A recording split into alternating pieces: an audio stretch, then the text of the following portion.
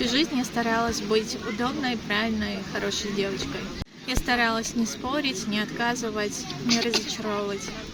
Я легко говорила «да», и очень тяжело мне было отказывать.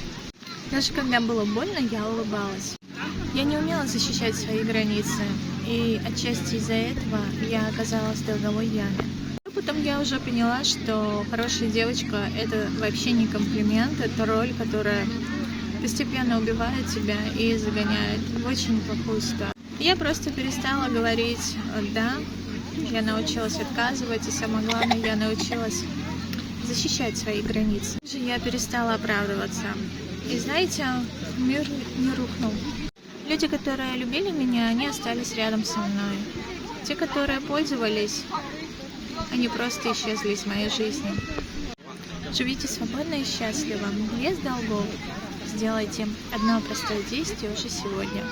Напишите мне и пройдите консультацию.